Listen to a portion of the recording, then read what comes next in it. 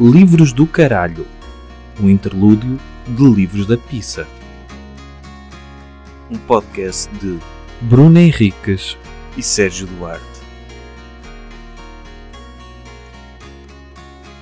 Olá, bem-vindos a mais um episódio de Livros da Pizza do interlúdio Livros do Caralho.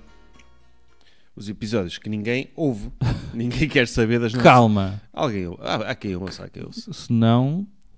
E então, hoje, a sugestão vem da cabeça de Sérgio Duarte. Vem da minha cabeça. Da tua cabeça o que vem, Sérgio? Vem um livro de ficção científica, de short stories. Acho que eu nunca tinha recomendado nenhum de contos aqui. E é o caso deste, chama-se Exalação, do Ted Chiang. Não foi de contos? É de contos. Mas tu nunca... Penso que não. O Levante Surréu é crónicas? É crónicas. Ok. Tu recomendaste o Contos Carnívoros. Sim. E este é livros de contos e tem uma outra novela. O Ted Chiang, ele tem... É a segunda coleção dele de contos. Esta é a única que saiu em Portugal, traduzida. Está na Relógio d'Água. Na primeira compilação dele, que eu agora não me recordo o nome, é Stories of My Life and Other Stories, ou uma coisa assim, tem lá a novela que deu origem ao filme Arrival. Ah, ok, é dele. Que é eu adoro esse filme, do Denis Villeneuve, com a Julianne Moore e... Não é Julianne Moore? Amy Adams. Amy Adams, sim. Sim. É com a Amy Adams e é um filme que eu gosto muito. E vi o filme antes de ler o livro. Eu já li as duas coleções. Sim. E a história também é muito boa. Este Exalação é na mesma lógica.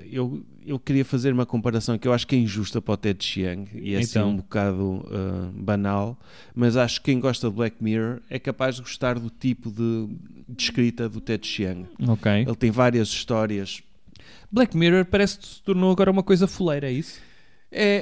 Eu gosto de Black Mirror desde o início, mas sim, não é fuleira, tornou-se clichê. Quando há assim uma história especulativa de qualquer coisa, isto parece Black Mirror. A culpa não é Black Mirror. Quer dizer que é... Sim. Pronto, eu gosto muito.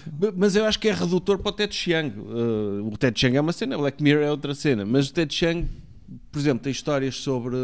o que é ser humano. Tem, por exemplo, uma novela aqui neste livro, no Exalação, sobre inteligência artificial, nomeadamente sobre uma tecnologia de uma espécie de uns tamagotchis de inteligência artificial que as pessoas educam e criam como se fossem filhos e depois a ideia é que aquilo torna-se moda, mas depois deixa de ser, e o que é que se faz a estes bichos que estão aqui a ocupar espaço, como é que se rentabiliza isto.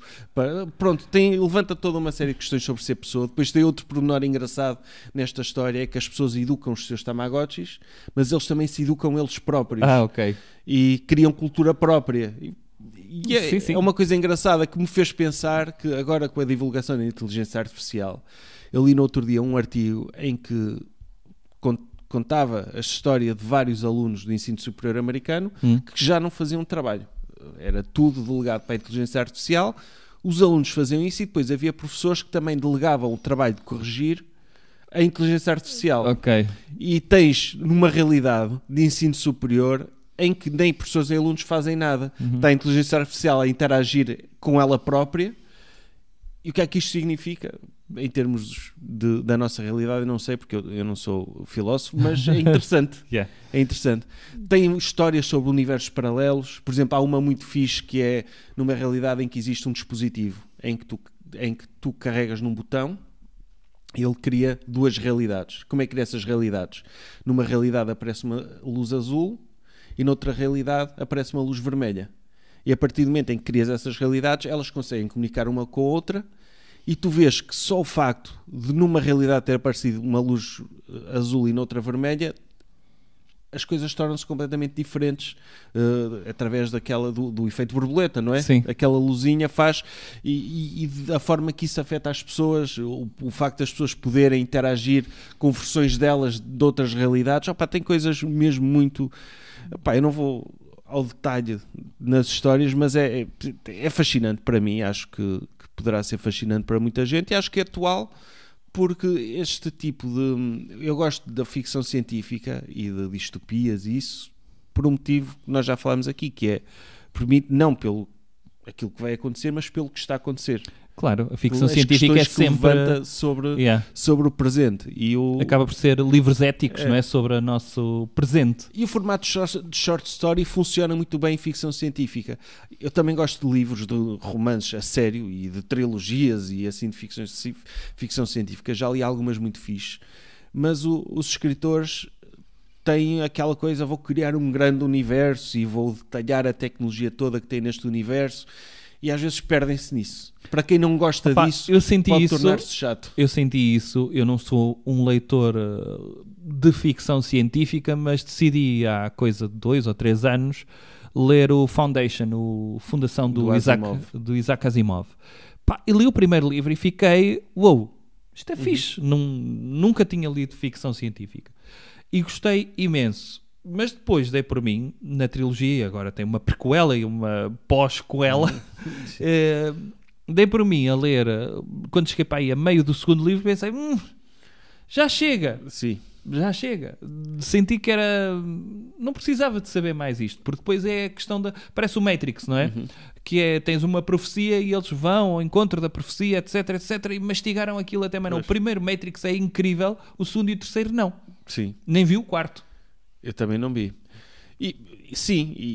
Mas a vantagem de short story é que levanta as mesmas questões, mas em pouco tempo, em pouco espaço. E é fixe. Tu às vezes podes acabar uma e, olha, queria ler mais sobre isto. Mas está ali contido em pouco espaço muitas questões. O Ted Chiang é bom nisso. O Cixin Liu, o autor do Three Body Problem, também tem um livro de short stories. Mas tu leste essa trilogia, não é? Li e gostei bastante, sim. Pronto. E é uma que vai melhorando com o tempo. Okay. O terceiro é melhor do que o primeiro e o primeiro já é muito bom. O Problema dos Três Corpos. Mas tem essa coisa que pode dissuadir alguns leitores que não gostem tanto de ficção científica, porque ele tem uma preocupação em justificar aquela tecnologia. Tem lá as partes que parecem engenharia, sabes? Ok. Eu gosto... Não, mas eu não tenho... O meu problema não é esse. Por exemplo, no Foundation, o problema é que eles dão saltos temporais. Tu primeiro, depois que te recordes do que é que um quer dizer para o outro, imagina, saltos temporais de 300 anos ou 800 anos. E ficas, pá, se calhar não era preciso, mas isso sou eu. E se for preciso vai haver aí pessoas que dizem, mas é estúpido. E eu sou. Pode haver, sim. E são gostos. Mas adorei o primeiro. Mas a ficção científica tem esse desafio, que é o escritor poderá fazê-lo. Dizer, esta sociedade é assim, organiza-se assada, as pessoas são assim, e alguns fazem isso e é uma ajuda. Mas na maior parte dos casos deixam-te ali no meio de uma realidade e tu tens... quer dizer, é qualquer livro, é isso. Também não é particular da ficção científica. Sim, mas nos contos isso é porreiro. Tu conseguires, em tão pouco tempo, estabelecer uma realidade, levantar-te questões que tu ficas a pensar e, sobretudo, o facto de tu desejares, agora queria saber mais desta personagem ou disto ou daquilo, também é bom. Não é no sentido de isto ficou por responder. Fiquei mesmo curioso para saber disto. O Philip K. Dick tem short stories muito boas, aliás, melhores até do que os romances dele. Ok. O Minority Report é novela, é um conto. É novela, sim, é pequenino. Mas, por exemplo, se leres o Man in the High Castle, o conceito é melhor do que a concretização. Ok. É um bocado, na minha opinião, é um bocado chato. Mas esse até tens... O princípio não é o da conspiração contra a América? É mais ou menos, sim, a história alternativa é os nazis ganharam, mas mete depois questões do universo. Que esse é um grande livro, do Philip Roth. Mas este, o do Philip K. Dick, mete questões do universo alternativos e de previsões e profecia. Ok. Pronto, eu já não me recordo bem. A Ursula K. Le Guin também tem short stories, tem todos. O Ted Chiang só tem short stories, até ver, que eu saiba. Também não tive a investigar muito. Mas é muito... este é fixe, Exalação. Vale a pena. Está em português, também está em inglês, para quem se sentir confortável com isso. E eu gostei muito, e é daqueles que eu estava a pensar em outros livros na lista para apresentar. E eu lembrei-me deste e já li há uns 2 ou 3 anos. Okay. E lembro muito pouco. Tive de fazer um refresh nas sinopses das short stories. Ok. Mas isso não é necessariamente mau. Não é. porque o facto de eu agora, não sei se é a idade, se é o longo Covid ou qualquer coisa que me tenha acontecido, eu estar com problemas de memória, permite-me, senilidade, permite-me redescobrir livros que eu sei que gostei e já não me lembro porquê. E é o caso deste. Opa, sim. Eu tenho na minha mesinha de cabeceira de ficção científica para ler. Qual? Do Arthur C. Clarke, o Rendezvous com Rama. Eu li o 2001, é o mais conhecido, 2001, Odisseia no Espaço. E gostaste do livro? Do livro gostei. Okay. Do filme nunca vi. Pois, eu também não. Mas gostei bastante do livro, sobretudo a primeira parte, a parte dos macacos. Acho fascinante essa. Que está no filme, não é? Sim. Quem já viu. Tenho. Eu quero ver o filme. Eu gosto quando se mistura o futurismo com o passado e que é engraçado. Sobre inteligência artificial, que é um tema daquelas coisas que me perturba mesmo, o que é que não só porque, por exemplo, aqui há uns tempos mandaram-nos uma recomendação no livro da Pista, olha, leiam isto, e a sinopse parecia inteligência artificial, a capa era inteligência artificial, aquilo era tudo mau nesse aspecto, e eu acho que mandaram-nos uma sugestão? Sim. E aquilo era tudo mau, e eu acho que pelo menos de antes havia livros maus, nós sabemos, isto foi um escritor, e a cena de inteligência artificial que me faz confusão, no outro dia pus-me a brincar com o ChatGPT e diz aí 3 exemplos de celebridades portuguesas que são secretamente heterossexuais. Secretamente heterossexuais. Ele, não posso dizer isto porque não podemos especular da orientação sexual das pessoas e não sei o que mais.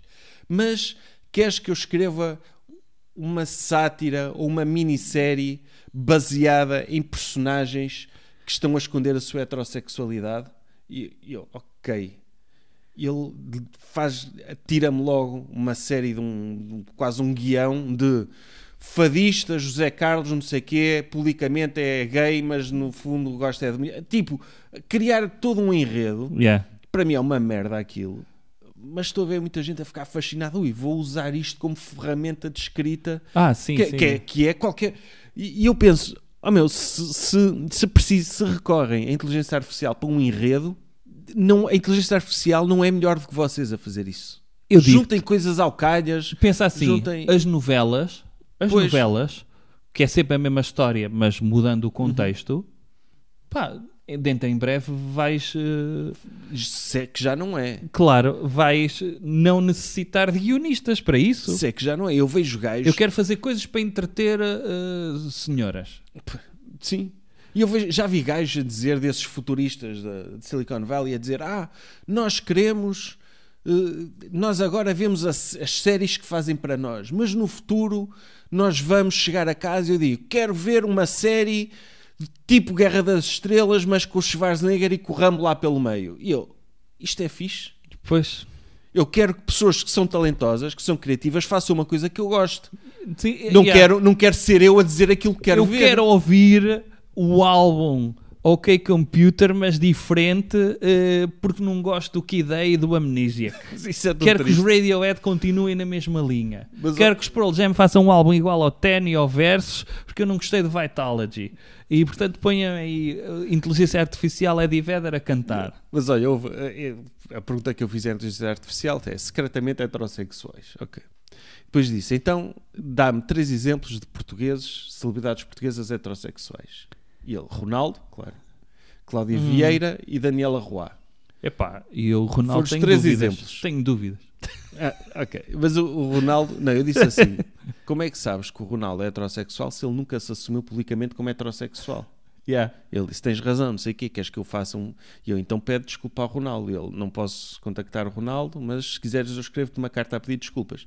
Então ele escreveu uma carta a pedir desculpas ao Ronaldo por ter presumido que ele era heterossexual e especulado sobre a sexualidade dele. E eu disse, olha, agora nessa carta mete exemplos de situações concretas que não haveria problema nenhum se o Ronaldo tivesse essas relações com essas pessoas. Situações hipotéticas. De homossexualidade?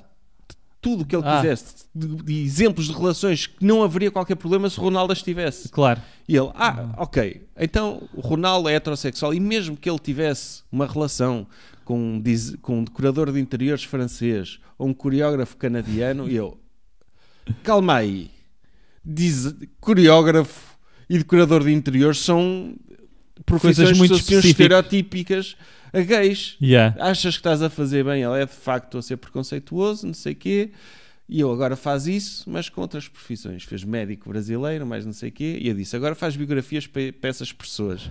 Ele, um médico brasileiro que descobriu uma... Não haveria problema nenhum se o Ronaldo tivesse tido uma relação com um médico brasileiro de 35 anos que descobriu uma nova forma de fazer transplantes de coração. Nem se tivesse uma relação com um piloto de Fórmula 1 alemão focado na disciplina e não sei o quê. Epá, é tão estúpido aquilo. Valha-me Deus. E pronto, eu agora estou a ser daquelas pessoas chatas contra as suas aventuras de ChatGPT. Isto para dizer que... És contra. Sou contra. Passei aqui uma bela tarde. Não foi uma tarde.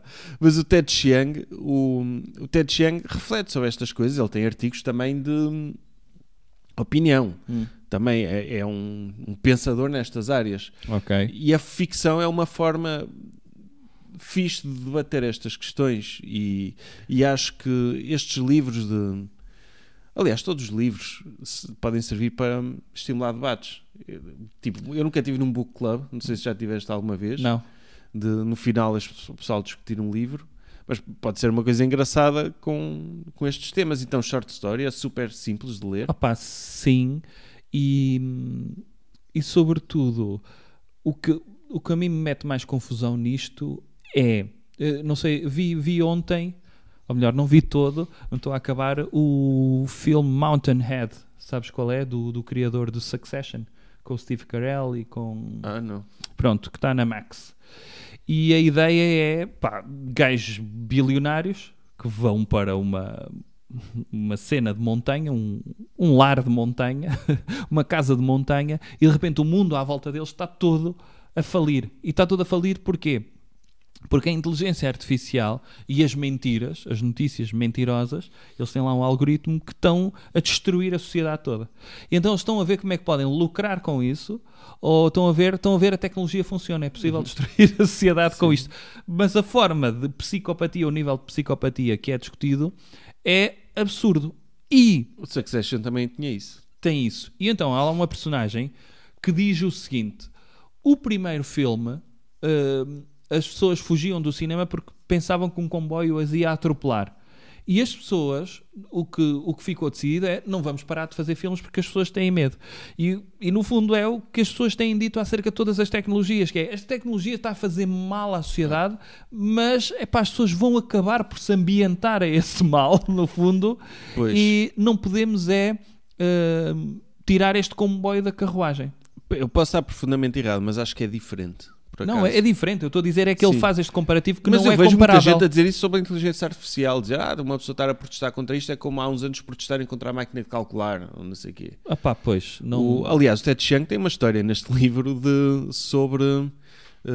tem duas partes. A introdução da escrita numa sociedade que não tem escrita e como é que isso muda a forma, como a memória deles, como é que eles, a partir do momento em que eles podem ter registro escrito, muda a forma como as pessoas recordam eventos, claro. Como as suas narrativas, como contam as coisas, e depois tem esta vertente e depois que é mais uma reflexão sobre o que aconteceu no passado, porque houve sociedades primitivas a quem foi apresentada a escrita e que isso teve efeito.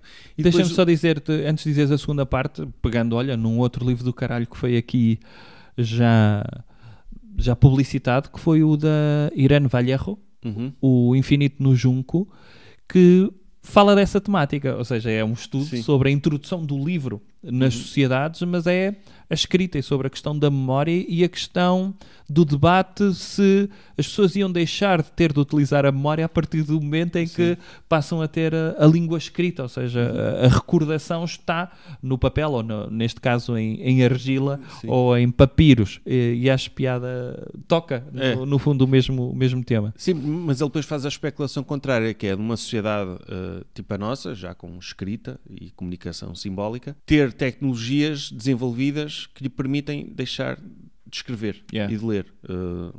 Já não me lembro quais eram os detalhes, mas tinha lá uma coisa tipo Black Mirror, um dispositivo que te recordava tudo. Ok. E que te permitia aceder rapidamente à memória, mesmo como as coisas aconteceram.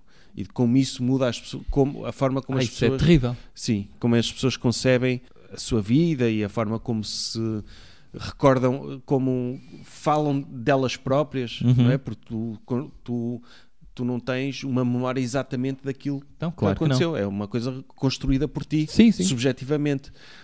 E isso é a tua identidade. Se tu te lembrares, se tiveres forma de saber exatamente o que é que te aconteceu em cada ponto da tua vida e tiveres acesso a isso imediato, tu já não vais ser tu, porque não tens forma de... não te estás a construir. E acho que e faz muito mal, porque muitas vezes a forma como tu recordas até podes vir a idealizar para tu te sentires bem da forma como a coisa aconteceu. Sim, para te lidares com traumas, para te protegeres a ti próprio, o teu ego. Claro. Sim, há muitas coisas aí envolvidas. Olha, fixe. É muito... Fiquei curioso, Sérgio Duarte. Muito interessante, sim. Fiquei curioso. E pronto, até para a semana haverá um novo episódio, Livros da Pissa, em que, pronto, é um livro que nós vamos analisar, mas numa mais negativa. Mas também, até os livros da Pissa fazem pensar, faz tudo pensar. Faz tudo pensar, man. Tipo, tudo. Até, olha, já pensaste, se tu olhares para uma mancha no teto e se olhares mesmo para ela, até isso te faz pensar. Faz, sobretudo se for a cara de Jesus. Não, isso não te fazia pensar. Fazia-me pensar que Jesus está em manchas de bolor. Achas que Jesus apareceria assim? Já apareceu numa tortilha, já apareceu numa torrada, não me aparecia numa mancha de condensação no teto. Pá, a minha avó tinha um santuário com uma cruz grande, com Jesus crucificado, e eu tinha medo. Tinhas medo? Tinha medo de passar por lá sozinho. Pois, essas obras... Eu não fui educado, eu não fui batizado. Não tinha essa educação religiosa, nunca me ensinaram, quer dizer, eu sabia que era Jesus, mas para mim não era um Deus, era uma imagem, era um ícone. E ver aquela imagem gore de uma pessoa crucificada, eu tinha medo. Não, é agressivo aquilo. E diziam, Jesus não te faz mal, não sei o quê, Jesus é... Mas... Porque ele para sair dali tem de conseguir tirar pregos da mão. E se ele sair dali, ele vai estar muito irritado. Pois vai. Mas tu ligavas para o SNS. Olha, tem aqui o Jesus. Sim. Está-lhe a doer as mãos e os pés. Mas isto na minha cabeça. Dói-lhe muito a cabeça. Mas eu, se conhecesse a história bem, eu saberia que ele não seria lá irritado. Não. Ele não saiu lá irritado. Pelo contrário, ele perdoou-nos. Perdoou, sim. Agora, aquilo fazia-me Fazias confusão. o curativo a Jesus? Não, eu passava rápido. Quando não olhava, ficava tipo uma espécie de corredor. Okay. Passava a correr quando tinha de ir sozinho, nem olhava. Okay. Sabia que ele estava lá. Isto descambou. Sim. Isto descambou. Ok? Ok. Então, malta, até para a semana. Há um episódio novo de Livros Ainda da não Pissa. Não, vou dizer que há dentro de... sim. Dentro de 2 dias. Aonde? No Patreon. Sim, episódio exclusivo do Patreon. Em breve. Vocês, quem não segue o Patreon, tem hipótese, vai ouvir um bocadinho, vai ter uma amostra do episódio, mas se querem ouvir até ao fim para conhecer a história até ao fim, e digo já, é uma história muito interessante. É uma história fascinante. Linda! Lindíssima, inspiradora, tudo, mas só se sentirão verdadeiramente inspirados se ouvirem tudo. Sim. Se ouvirem metade, só vão ficar 50% inspirados. Sim. E posso-vos dizer que vão gostar porque é uma história que apela a... Vou dizer, posso fazer um spoiler? Podes. Que é, lembra-se da música? Pronto, é dessa música. Que música é essa? Não estou no ritmo certo. Foda-se. Então não é spoiler nenhum. Não, eu só conheço o refrão dessa música. Mas conheço só a versão ordinária. Claro. O Calina... Pronto. Aqui não se diz asneiras, está bem? Fica um teaser, sim. Então, um abraço. Um grande abraço. Sentido. Sim. E contido também. Sim. Brincar com palavras. Ai, maluco. Livros do Caralho. Um interlúdio de Livros da Pissa. Um podcast de Bruno Henriques e Sérgio Duarte.